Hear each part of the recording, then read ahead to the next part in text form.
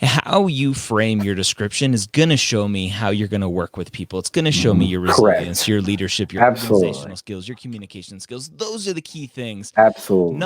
I'm excited to jump in, answer some questions for another Ask the Yes. Dean. Absolutely.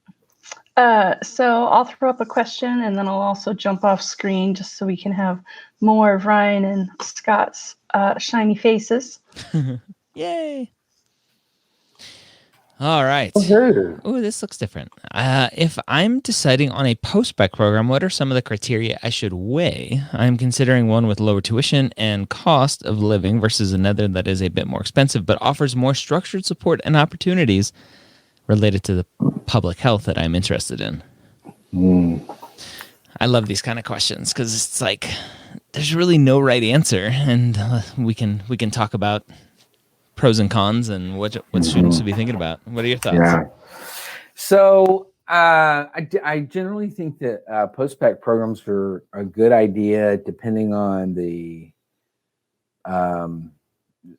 sort of profile of the of the student, of the applicant.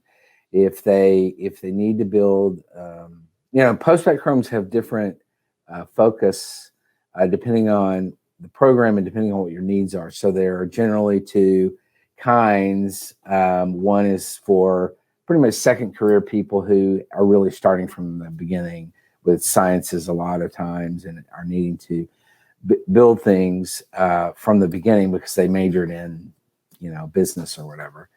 And then the other type of post-bacc program is a GPA builder, is for students who have a major in biology, let's say, and for whatever reason didn't do well, need to sort of repair their academic record.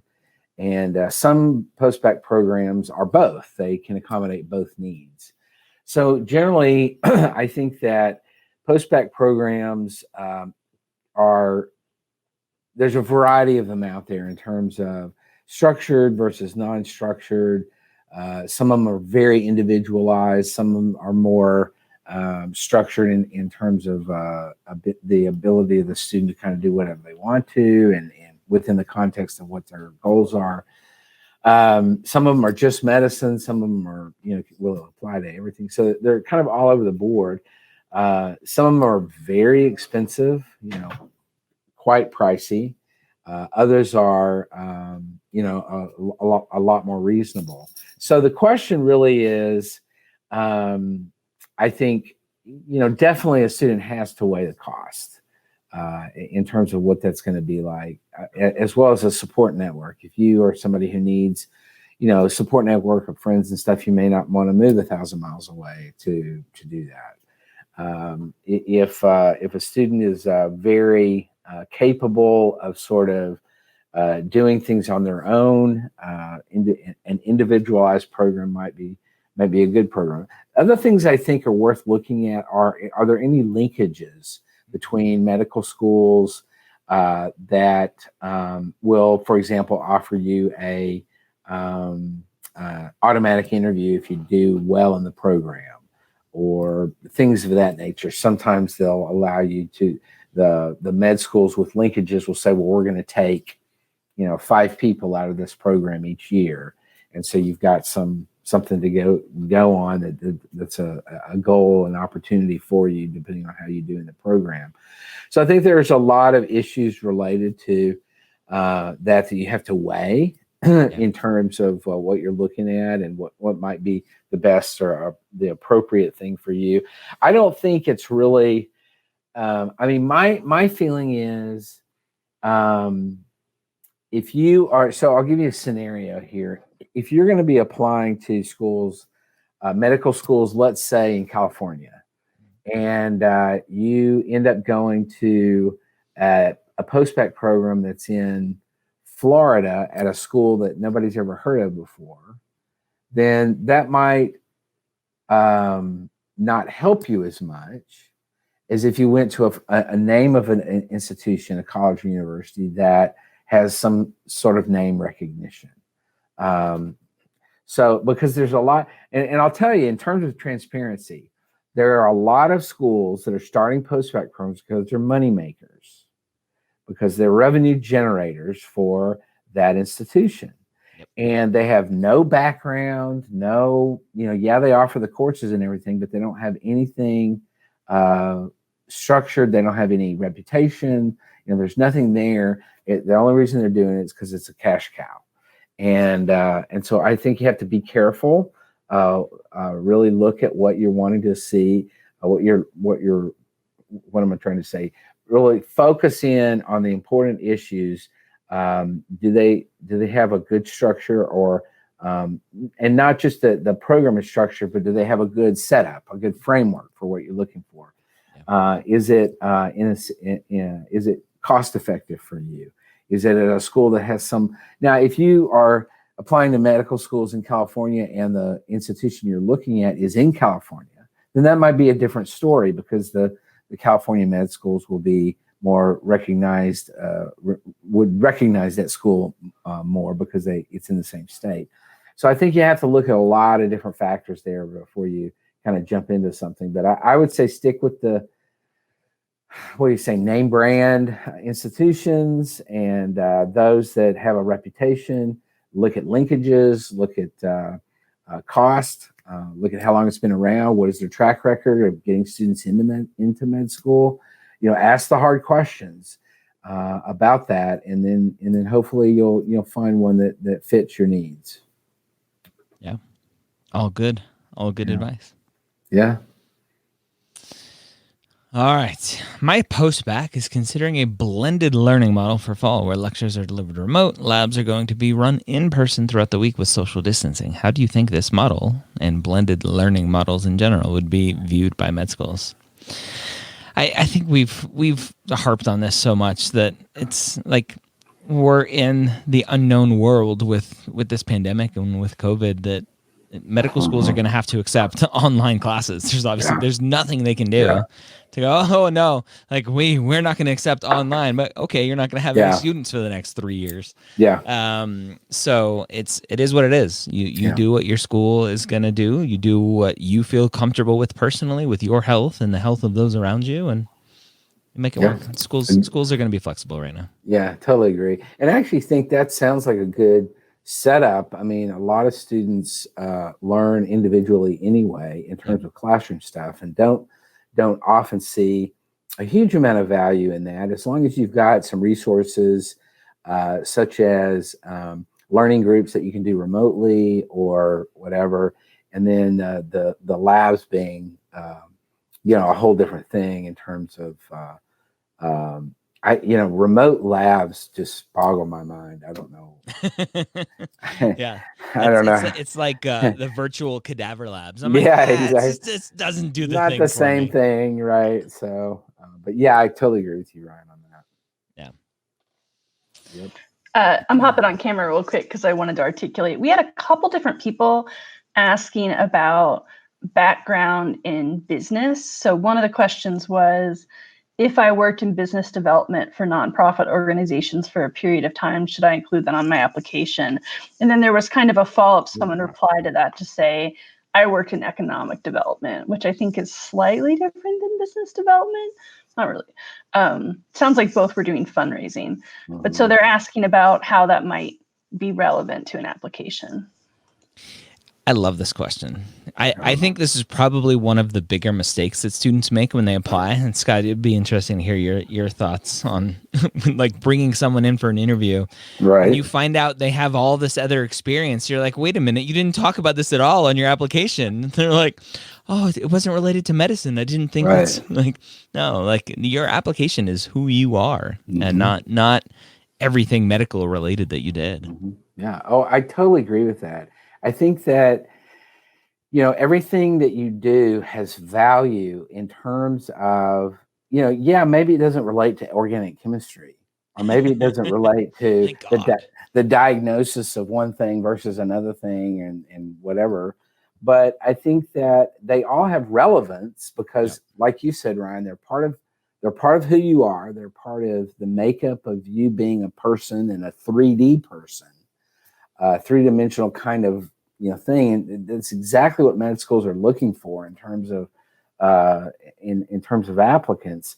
But it also says you have to extrapolate from what you did in economic development to say, number one, you're working with people, always a good skill for students who want to go into medicine. You're working with people, you're developing skills of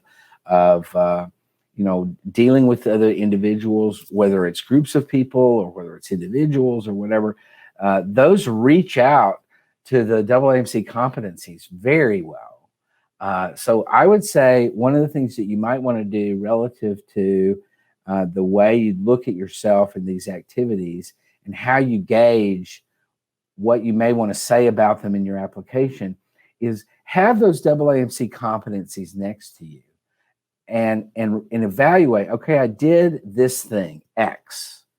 In doing X thing, let me look at the competencies and see where in doing X thing, where were those competencies reflected in what I did. And I think you'll see quite a bit of crossover. And that's where you talk about, maybe you don't spend a whole lot of time talking about the intricacies of economic development for this nonprofit, but you do say, look, I did X, Y, and Z, and they relate to these important qualities of being a physician in these ways, blah, blah, blah. And that's where the real value is. You create the value in a lot of ways. You have to sort of say, this is what I did. This is how I saw it being valuable, how it was meaningful to me. And now this is also how I see it relating to medicine, as illustrated in a variety of ways, such as through these competencies of the AAMC. Yeah. I have a small difference in the take on at least the application side of it. And it's always one of those things where I tell students, look, economic development, if you don't have to, you don't need to, like, you don't know what medicine is as a pre-med student. So Right. How are you, this is my theory, like, how are you supposed to take your economic development and go, this is going to help me be a physician in this way? Like, you don't know, you're not a doctor yet. Right. So I always tell students, like, leave out the correlation to medicine and how it's going to strengthen you. How you frame your description is going to show me how you're going to work with people. It's going to show me your resilience, your leadership, your organizational skills, your communication skills. Those are the key things. Absolutely. Not, oh, this person is going to be able to handle sitting on the bedside with 3 other people around him, and like that kind of stuff. I'm like, right. Leave the medicine out of it and just tell me who you are and your impact, and right. Absolutely. And I'll do the rest. Agreed. Who, as a non-trad applicant with a child who battled a life-threatening illness for the past few years, I am often concerned about not having as many consistent shadowing and volunteer hours as my peers. Is this a valid concern? How heavily do medical schools weigh my home environment and family situation? I would say having a child with a life-threatening illness, as crappy as that is great experience. Unfortunately, it's one of those things. Like, I have a kid with some special needs, and whenever we're in a group for this rare disease, and I'm like, welcome to the club that nobody wants to be in, but we're here now. And so, I mean, that's experience. Now, for me, obviously, it's not the only experience that hopefully you have. You don't want to lean on that as the only experience, but you got to take care of your family first and foremost. Yeah, no, agreed. And I also think that, I hate to harp on the same thing often, but I do think that you can, because, for example, some of the AAMC competencies really relate to things like empathy and compassion. And these are very important qualities for a physician.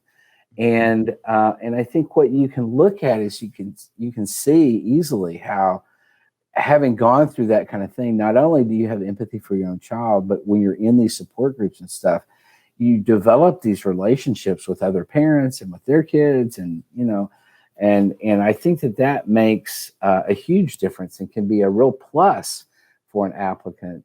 So I don't think it's a drawback at all. I think it's all in how you talk about it and what you say. So I think definitely go into that and how it's become meaningful to you and what you've gotten out of the experience of dealing with that, tragic and horrible, like you said, Ryan, the thing that nobody wants to be having to do, but here you are and you're doing it, and talk about how that's meaningful to you. Absolutely. Yeah, the quote, I think we have a quote in the house somewhere. It's like, you never know how strong you are until you need to be. Yeah. Yeah. It's just the way it is. Yeah, that's right. That's exactly right. All right, bring it on. Our pre-med advising office keeps stressing to students that research is critical for an application. Is research really that important?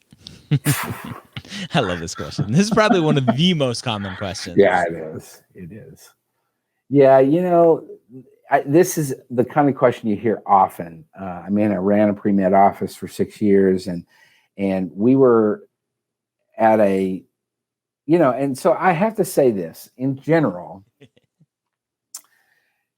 If you don't like research, if it makes you, go into convulsions to think about this is going to be something I have to do, then, don't do it.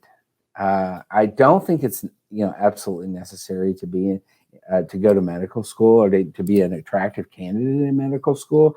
I remember back when I was at UT Southwestern doing the admissions thing. I calculated over the course of the 10 years that I was there, it was generally pretty common that about half the class had research experience and half the class did not. So, and this was at a research intensive institution. Yep. And so I don't think it's important. Now, having said that, if you think research sounds amazing and you would like to be involved in research as an undergrad, and you kind of envision part of your life being involved in academic medicine and research and stuff, then absolutely. If you're going to talk about it in your application, then you better have done it to, see this is really what I want to do. Yeah. Or if you really anticipate that you want to go into a program that's very research intensive, then you might want to consider at least trying it out and seeing what's happening, what it's like. Yeah. You may decide, this isn't for me, I don't like it, or you may find a niche. So, my feeling is the straight answer to the question is no. You don't have to do research, and I think it's a flawed. It's flawed that an admissions office, that a pre-med office at a university would really be pushing that like that. I don't know if they've just kind of gotten the wrong message or if they have some other sort of agenda. Well, I'll tell you where some of that information comes from, Scott, is the stats that the AAMC puts out, which I think are incorrect, shows that a higher percentage of students have research on their application than they do clinical experience. Yeah, I don't agree with it's that. Upwards of 90%. Oh, so I don't right. think, I think it's flawed. There's no way. Yeah. So that's part of it, right? And really, to distill your message, it goes back to the answer we give all of the time. What do you want to do? Yeah. Do you want to do research? Exactly. Great. Go for it. Not want to do research? Great. Right. At the end of the day, the question how I like to really frame this answer is, what is the goal of research? The goal of research is to show that you like to challenge the status quo, that you like to ask questions, that you like to try to figure out answers, that you can think critically through problems, right? It's obviously something we need right now. We're in the middle of a pandemic, and nobody knows how the heck to read a freaking statistics and research like the first hydrochloroquine study that came out with hydrochloroquine with azithromycin. It's like, oh, look at this data. The data is amazing. And then you actually click through to the actual article, and thank God they didn't lie in the article. The actual research, it's like, oh, well, we left these people out because they died, and we left these people out because this. But if we forget about all of those bad people, the results are amazing. Yeah. Right. But anyway, random aside. At the end of the day, that's the goal of research. And if you don't like quote unquote research, how do you show that in a different way? Are there things that you can do that will show your inquisitiveness and problem-solving skills in a different way? And I think a lot of people think research and they think, I'm in a lab with a pipette, a micropipette, and I'm doing this all day long. And research can be chart reviews and clinical research, asking questions, talking to patients, doing that. I had a student who was a geology professor at a school, and her research was geology research. She's studying rocks. She's asking questions. She's figuring out answers. It doesn't have to be medically related research either. So, agreed. Lots of options. And really, to your point at near the beginning, if you don't like research and you're doing it to check off a box because you think that's what you have to do and you hate it, and you apply to medical schools that are going to be more research heavy, are you going to be happy as a medical student? Right. So maybe you don't do research and you try to avoid the schools that require research. Yeah, absolutely. You're not going to be happy. Yeah. And to be honest, I don't think there's that many medical schools that quote require some level of research. So I even if you're like looking broadly at medical schools around the country and stuff, I think you're going to find that, if you did research, great, tell us what you did and what you know about it and all that. If you didn't, all right, let's talk about something else, Yeah. So. I talked to, I forget who it was, if it was at a conference or in a podcast. I talked to too many people, but it was like Stanford or UCSF or some really big research heavy school. Right. And they're like, one of the biggest myths is that we require research. Like, no, we want to know that you're curious and inquisitive and are a problem solver. And we'll teach you all the research here once you get here. Yeah. It's not like we need your skills that you're going to learn from your undergrad research project. Right. So, exactly. No MCAT this cycle. What are your thoughts on not requiring the MCAT? So I think since we recorded, or maybe even before we recorded last time, Stanford came out and gave what I thought was pretty perplexing guidance that said, if you've taken the MCAT, great, we'll use it. If you haven't taken the MCAT, apply anyway. We won't require it. And it's interesting because when all this started happening with the MCAT and with the COVID and shutdowns and stuff, I talked to several different schools and even Enrique at TMDSAS, and the general consensus, which seemed very logical, is if a school's going to potentially not require an MCAT, it'll be across the board, right? Yeah. It's too confusing and there's too many variables to go, well, these students have an MCAT, so we're going to use it. These students don't have an MCAT, so we're not going to use it. Right? That's just not how good science is done. No. But it's interesting because it sets up a perfect experiment in 4 years for absolutely natural experiment of, hey, we have a cohort of students that were randomly selected. Some had an MCAT, some didn't. Same system, same school. How'd they do? Yep. Spoiler alert, I bet you they both did equally fine. Probably. Oh man. Years ago, this isn't related to necessarily the MCAT, but years ago, UT, the University of Texas Houston Medical School, this was back in the 70s, I think. They had selected a cohort of students, and then the state legislature increase the size of their class by like 75 students or something. And so they had to take at the last minute another group of students into that class from their alternate list. And so the question then became, this is just as you're saying, very interesting. Let's compare the two groups throughout their medical school experience. And what they found was there was no difference. The students that were selected on the front end that were tops and everything, and those that were down the waiting list that weren't in any other medical school at the time and were taken at the last minute, they did equally as well. So I think you're right in terms of the MCAT. I also think that in terms of this issue of the MCAT, I think there's a lot of schools that are still waiting to see what's going to happen with the MCAT and figure out what they're going to do. And I think there are many medical schools that are likely either going to consider or certainly going to interview without an MCAT. I suspect that there's going to be very few schools that are going to actually enroll students without an MCAT. I think that we've heard it several times, even on the National Premed Day, that the likelihood is that there's going to be some level of give and take on this, but at the end of the day, you're not going to get away with not taking the MCAT. Sorry. So. Yeah. Can you imagine going, approaching Stanford and them saying at the last minute, oh, if you didn't take the MCAT, that's okay. We'll let you in anyway. I would be like, well, shit, why did I take the MCAT in the first place then? Put myself through all that stuff and I didn't have to? What? Yeah. Anyway. Yeah, it'll be interesting. Yep. I think we'll have some good data, which I know the AAMC doesn't want out there to show that students that schools are using the MCAT not for prediction of performance, but for screening. Yep. Really, at the end of the day.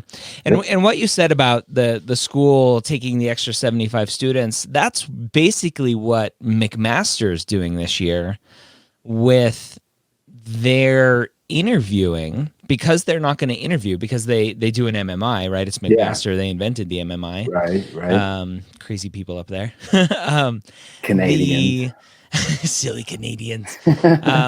They decided, rightfully so, I think, to say, look, we're not going to switch to a one-on-one interview style just because of COVID. We obviously don't believe in that style. We invented the MMI.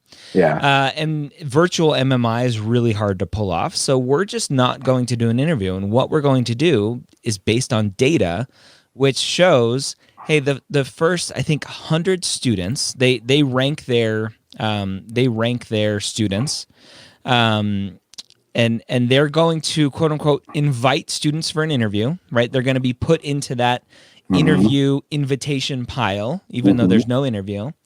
The top 100 of those students, because they rank them, are going to get an acceptance automatically, because based on data, those students are very likely to be accepted anyway. Yeah. Which would make me question why you're doing an MMI then, if that's what the data shows. But that's a random other question that comes into mind. And then what they're doing with everyone else who was, quote unquote, invited for an interview, it's just going to be a random lottery. Yeah.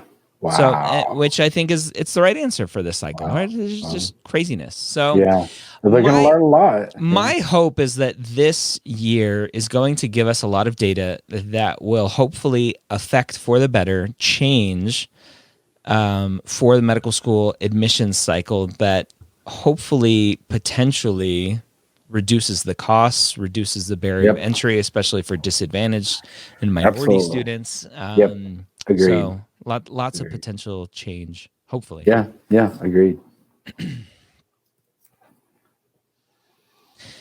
Ooh, how much do admissions factor in the university you attended when looking at your application, if they do at all? For example, CSU versus UC versus Harvard, etc. This comes up all the time, specifically CSU and UC, right? California State University system and University of California system. Right.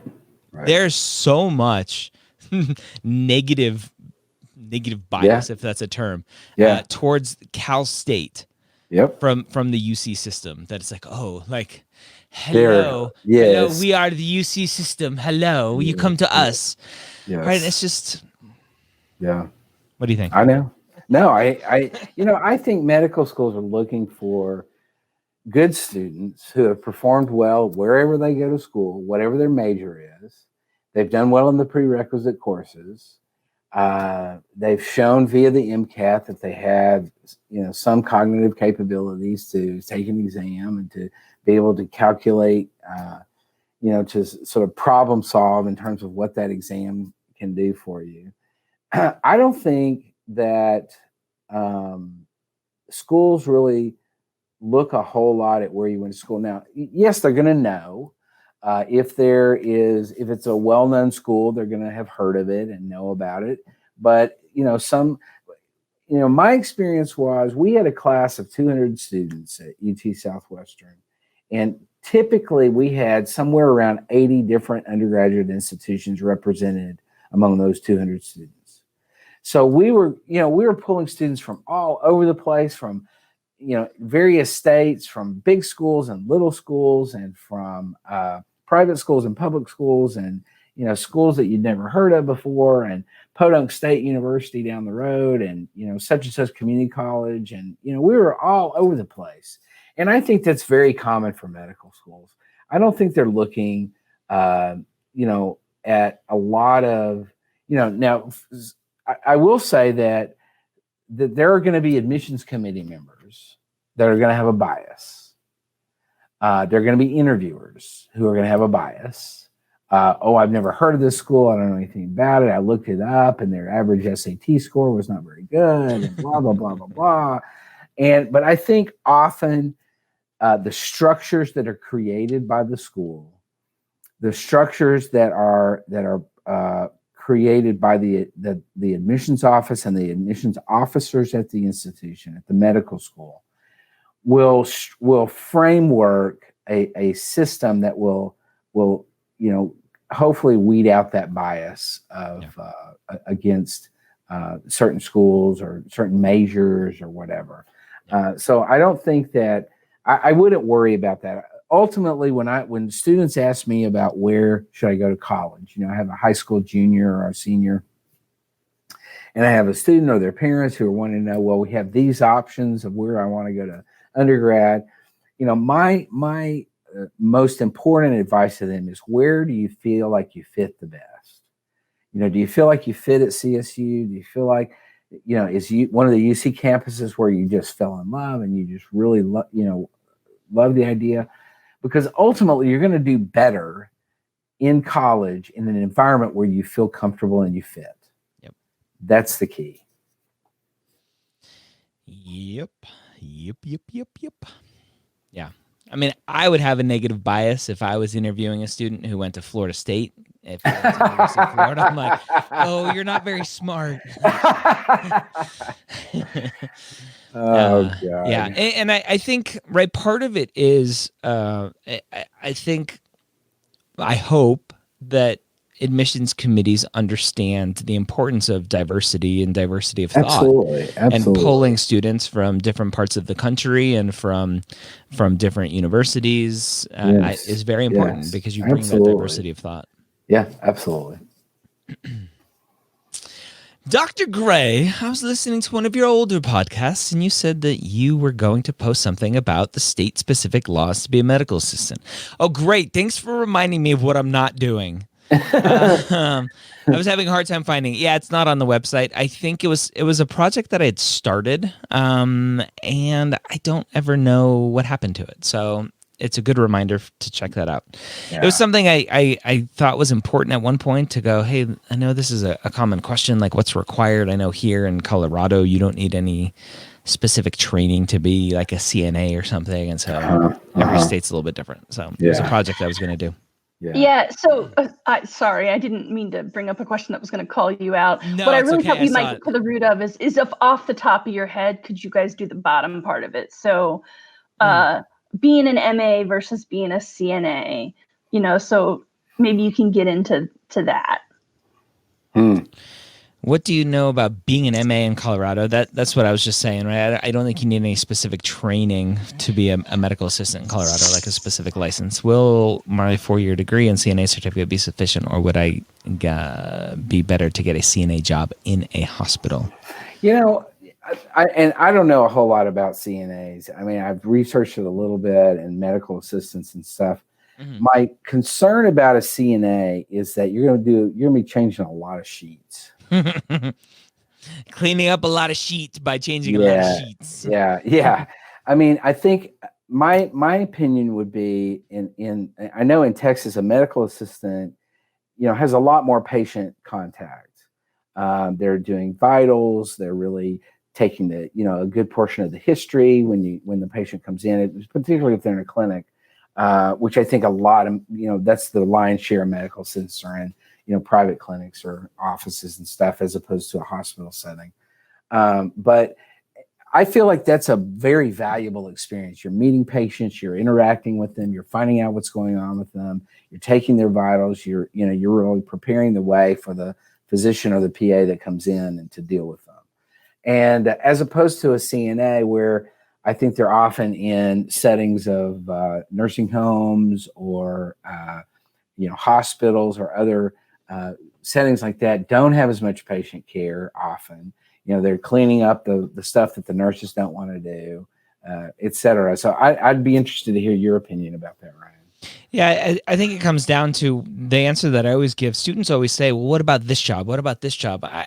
I have no idea. Based on the title, I have no idea. It's Right. very specific to the clinic, very specific to the hospital, based on exactly what you're doing. I mean, you could be a CNA and have a connection at a private clinic where you're doing all of the intake of every patient. You're doing all the blood draws for the patients. Like, you're doing everything. So it just really depends on the options available. Good point. Yeah, that's a good point.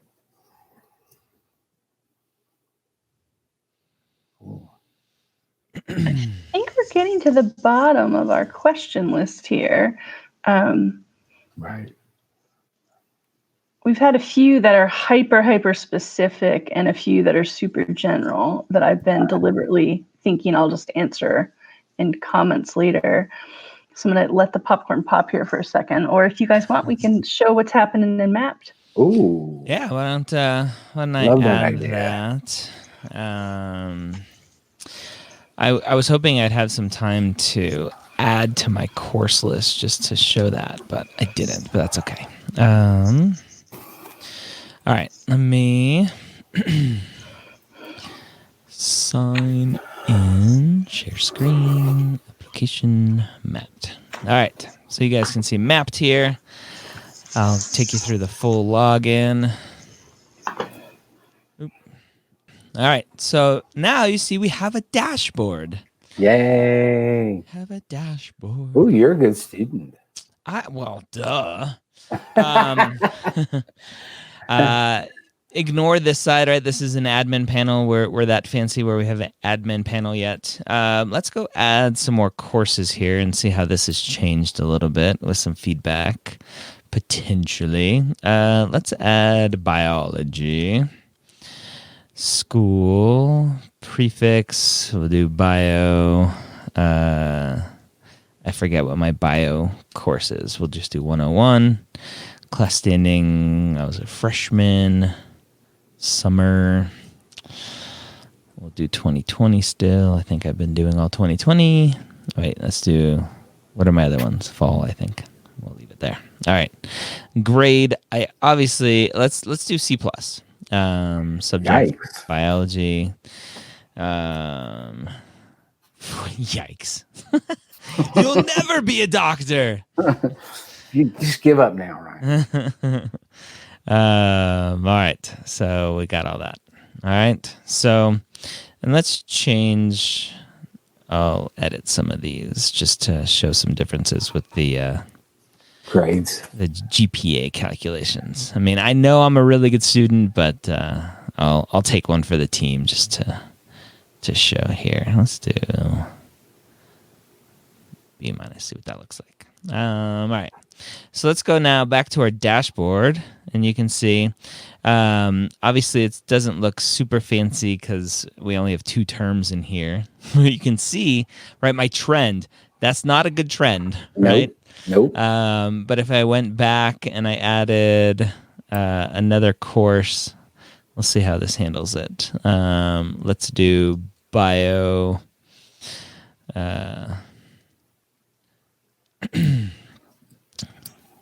202, 201, whatever.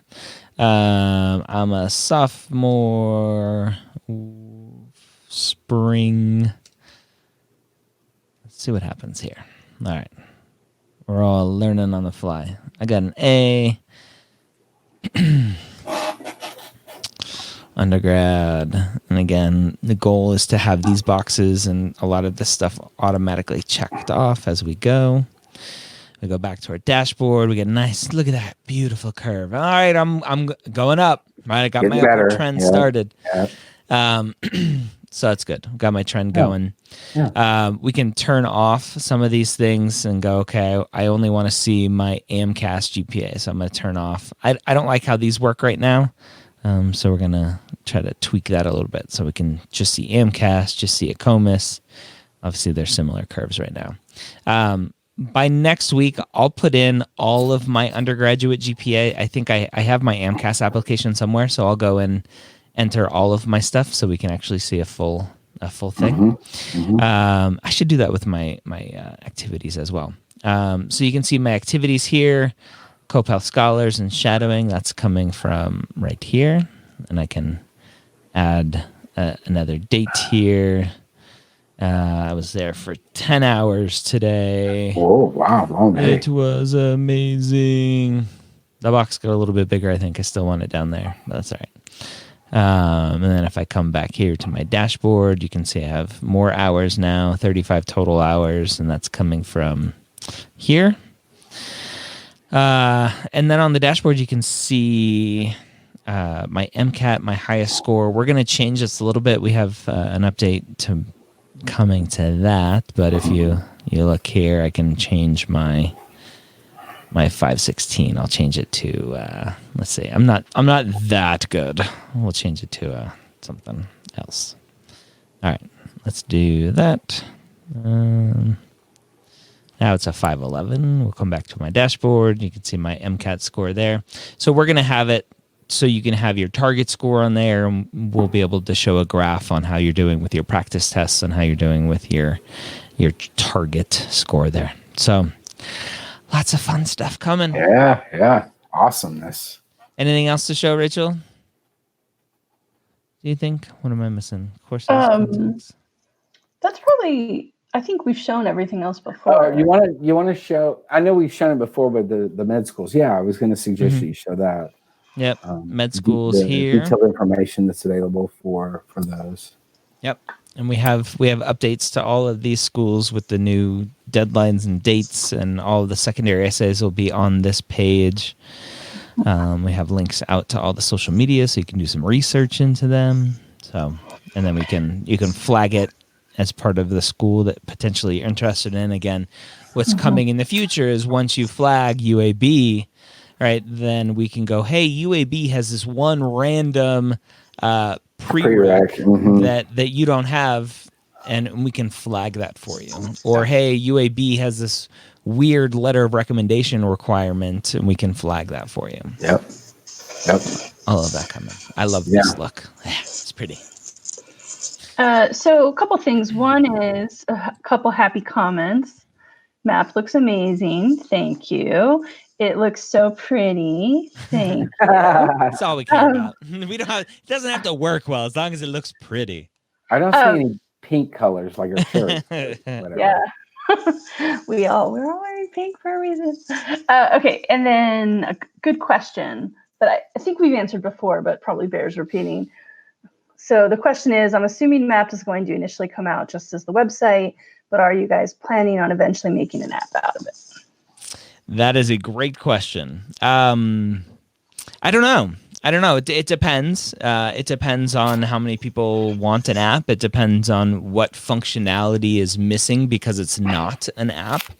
I can think of a few things, right? Being able to have like GPS coordinates when you show up to your shadowing experience. We know based on GPS coordinates that you're at your shadowing place, and we could potentially flag you and say, "Hey, did you just leave your shadowing? Do you want to enter that in?"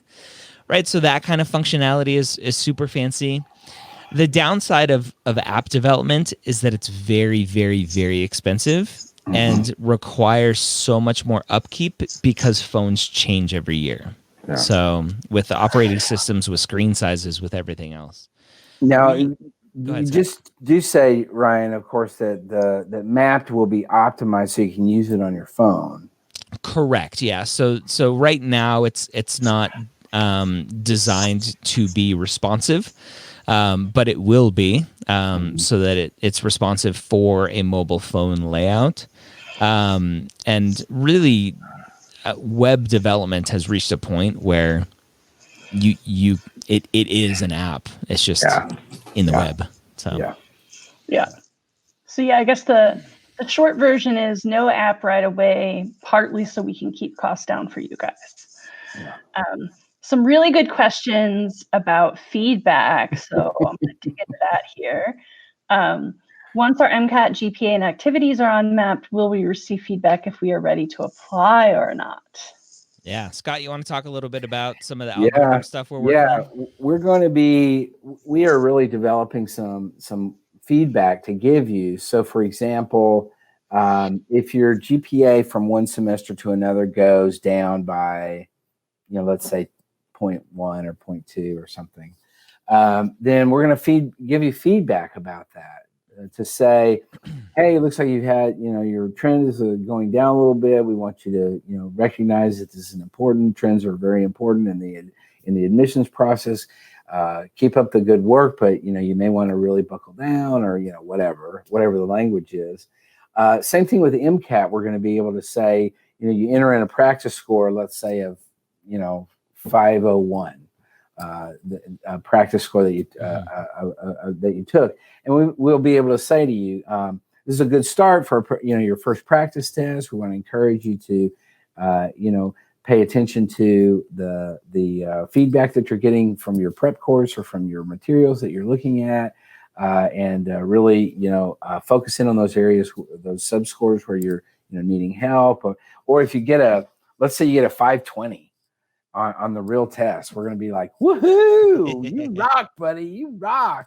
Yep. So I don't know that, eventually there's not going to be a green light and a red light necessarily on there that says ding, ding, ding, ding, you're ready, or ding, ding, ding, you're not, or whatever. Yeah. But I think we're going to give you some feedback over the course of time as you enter stuff into the application to MAPT to say, yeah, this is good, you're on the right track, or this is a little problem area you need to sort of pay attention to, or Yep. whatever. So absolutely. Yep. Same thing with experiences, right? It's like, hey, you've said you wanted to apply to medical school in 2021, and we're 8 months away from that, and you don't have any clinical experience listed. What's going on, right? Here's why clinical experience is important. Here's how to find clinical experience. Oh, you have it? Go ahead and enter it. So we know. Yeah, all of that stuff, that's the goal, right? That's the ultimate goal of MAPT is to be able to provide that feedback, not just track, but also guide and get feedback. Yes. I think we should have an Easter egg, Rachel, and Scott, a special like Easter egg that you can like hit a special key combination and it turns on the like Karen Premed advisor. And it's like, even if you have a 40528, you will never get into medical school. I love it that you call her Karen. It's so funny. Karen is the best term right now.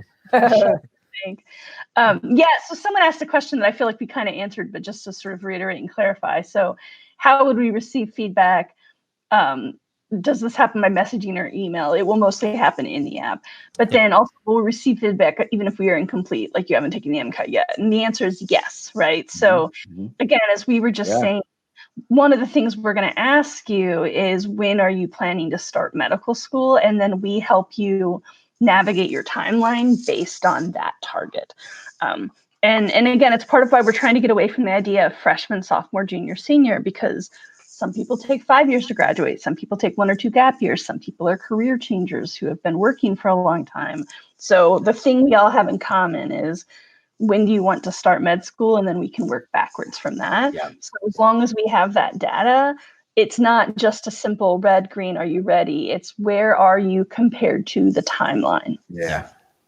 And I think part of it is just being clear that this isn't individual, like Dr. Wright is logging into Johnny's mapped app and data going, let me look at Johnny's application. Okay, let me type up some feedback, right? It's not one-on-one. We have one-on-one. We'll have one-on-one advice for students who want that. The goal of the application, and really the biggest brainchild behind it, was to make good pre-med advising affordable, right? Yeah. You are going to get Dr. Wright's, you're going to get mine, you're going to get Rachel's, you're going to get advisors in the future. You're going to get their thinking algorithmically in the app. And so where that will likely be maybe here on the dashboard. Maybe you scroll down and there's some text that says, hey, based on your GPA, here are some thoughts. Hey, based on your MCAT score, here are some thoughts. Maybe we'll have a different kind of feedback tab on the side. We haven't specifically figured out where we're putting that yet, but that's the feedback. It'll be algorithmic, and I don't like the term machine learning and AI because that's not what this is. It'll be algorithmic, and we're developing those algorithms now so that based on your GPA, your activities, your MCAT score, et cetera, we can provide you feedback based on all of that data through the app immediately. Yeah. I love this one, right? Oh, yeah. Look at the. I just wanted to show. Sounds awesome. Can't wait. But you go ahead, Scott. I like this one. Yeah, Dr. Chris tracking us. Yep. Yeah, that was what you said. If you guys want an app, then maybe I'll add a GPS. And you asked. No, I'm kidding. We had definitely thought about that already. As with any location services, you can turn it on or off. Mm-hmm. Okay, let's see. Here's a question. Dr. Gray, I know you do application renovation for reapplicants, but do you also offer pre-application advising if I'm planning to apply next year, or is that one app will be? If you guys want, I can take this one. Take it. So as we were just saying, the idea behind Mapped is to give our expertise in a really low cost way. So we're building it all into the system so that if your budget concerns, we all have budget concerns, but if your budget is tighter and, just the subscription of Mapped is as much as you can reasonably afford, you're absolutely getting expertise from Dr. Gray, Dr. Wright, and me. For people who can swing the bigger investment of one-on-one, we will be offering that as an add-on. Right now, Dr. Gray is booked, but actually Dr. Wright is taking some one-on-one students currently. So that's actually not on our website yet. It's being developed, but you can email us at info@mapped and I'll hook you up individually. It'll be on the web within another week or so. But so we just want to make sure that it's clear that that's a supplemental thing, because what we're trying to do with Mapped is create something that gives you access to our expertise without having to pay the one-on-one rates. Yeah. Something that's been my mission from day one is to, and I can't think of the word. We do these too late in the day where my vocabulary, my word finding is very minimal. I was going to make a political joke, but I won't.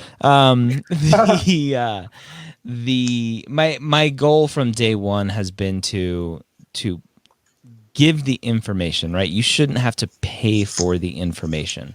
Right. I have all of the podcasts; those are free. The books are obviously low cost; those are very cheap. The information is out there; you can have that. Where students, where I've always drawn the line for students who, quote unquote, need to work with myself one-on-one or now with Scott are the students who need/want more hand-holding, right? Hand-holding seems like a negative thing, but it's not. It's much more specific. If you need accountability, if you have a very unique situation that you don't think is going to be accounted for in our systems or in the general advice that I give in the podcast or whatever that is. Yep. Let's see. Here's a good one. When is a projected launch date for Mapped? Do you want to talk about some of those dates we talked about last time? Mm-hmm. So we are hoping to launch in mid-late August, right around the start of most of the traditional fall semester schools. I know we've got some California quarter folks, so we're talking about semester timeline here for the start of fall. That's our hope. We are going to have a couple weeks where you guys who have pre-ordered will have access before the public. So for people, when this goes out on the replay, just to be clear, if you're someone listening on the replay in the public domain, for you it's mid-late August. But if you're somebody who's watching this live or within the Mapped group and you already pre-ordered Mapped, then we're hoping to actually get you some early access late July, early August, so that there'll be a couple weeks where you guys can play in there, start using it, and we can spend a lot of time just listening to you, talking to you, getting your feedback. So it's getting close. Yeah. Yep. Yeah. Yeah, and we'll even have a special window of opportunity for a handful of you to actually log in with us and work one-on-one, where we're watching you enter your courses and activities, and we're asking questions and you're asking questions, and we can get some more very specific feedback there. And that'll be even sooner. So a week and a half or so, and we'll have a tiny beta group, about 3-4 weeks, and we'll have everybody who mapped pre-ordered, and then about 6 to 8 weeks, and it'll be open to the public if all goes well. If all goes well. Now, if something blows up in the beta or the gamma group, well, then the public might get it a little later. But we're banging on it now, right? Like, one of the reasons you talk about beta testing is that we 3 are alpha testing it right now. So, and we've got more stuff we want to do, but so far it's going well. I'm getting a lot of awesome and wow, that's quicker than I thought. Yeah, I always said fall, meaning school fall, hoping that would keep you guys chill.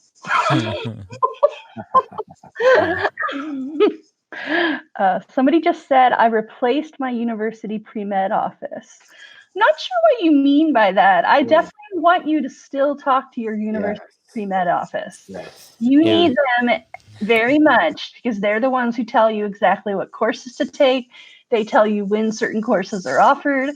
If they do committee letters, you definitely need a good relationship there. We hope that this supplements that and makes both your life and your advisor's life easier. Yes. Yes. Yep. Absolutely. And that's in the roadmap for us is to be able to have you as a student provide access to your school's pre-health advisors, so they can see everything on Mapped, so that when you have your appointment with your advisor, you're not wasting the first half of it going over everything you've done already. They have access to it, and they can see it, and they can comment on it and all that fun stuff. And then you can be efficient with your meetings and actually hit on the things that you need to discuss and move forward with. Mm-hmm. Awesome all right. sauce. Well, 1 minute to the hour. I think we had Woohoo! today. Thank you guys, as always, for coming. We appreciate the pre-commenters and the folks who join us live. And we'll be back next Monday, 6 p.m. Eastern. It's always going to be here. That's the plan. Thanks, guys, for coming. Thanks, everyone. Bye. Bye-bye.